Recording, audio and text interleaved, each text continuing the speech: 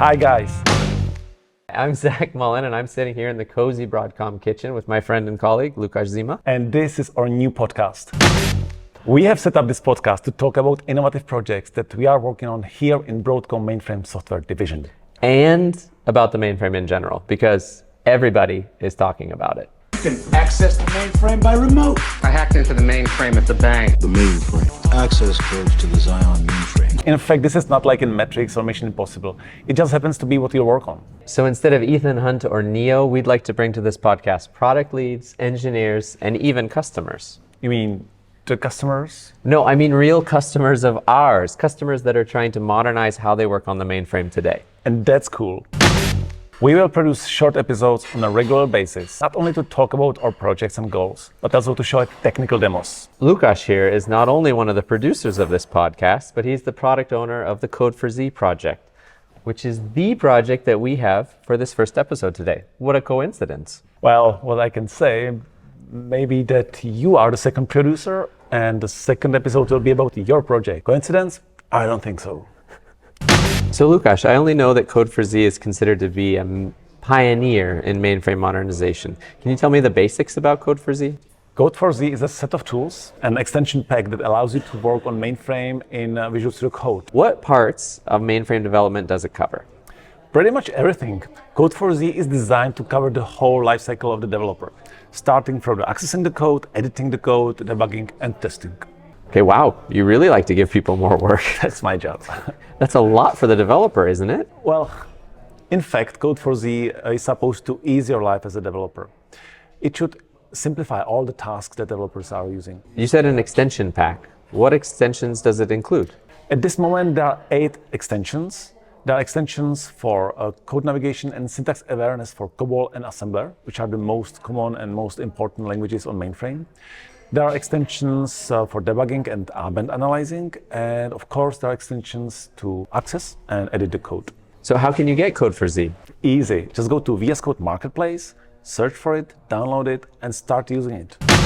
But what is the genesis of the Code4z project? I mean, if a developer can already do everything in the mainframe now, why would they want to work in VS Code? Well, I can see 2 main reasons. The first, the vast majority of developers as of today are used to working with VS Code. It's easy, it's intuitive, and there are many integrations. At this moment, it's kind of a standard and people loved it. By the way, I hear there's this new trend of working in an IDE in your browser in a cloud-based environment. That's true, that's a new upcoming thing, and yes, we do cover and support those environments, such as Strong Network or CodeSpaces. What was the second reason you mentioned? Code4z can offer more than just working on mainframe directly, such as natural things like a drag and drop, page scrolling, hovering with the mouse, or just new UI of the debugger for mainframe. That's something that you cannot get on mainframe at all. This is a game changer. Can you show me how to get started with Code4z? Let's get started with the very basics. When you open Visual Studio Code, the first thing you want to do is to go to the extension tab. Here you can search for Broadcom, which would list all the Broadcom extensions, including Code4z. Similarly, you can type Code4z directly. If you just want one extension, you can search for them individually as well. Select the particular extension you want to install or install the entire Code4z extension pack by clicking on it. If you want to know which extension you already have installed, you can just type add installed in the search bar.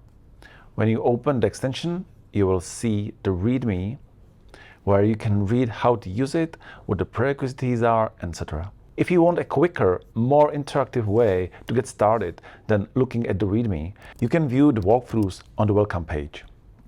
These are animated step-by-step guides that will help you to start with particular extensions like Debugger for Mainframe or Code4z Setup.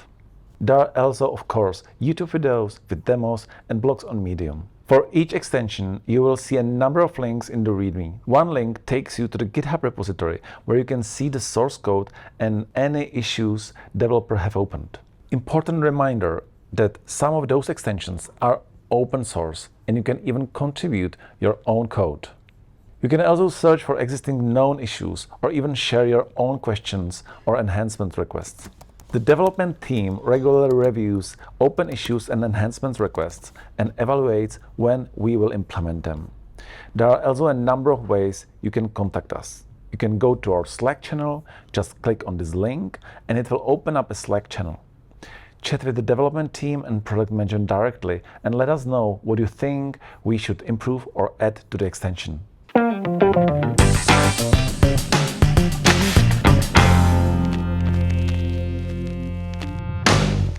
We hope to enjoy this episode.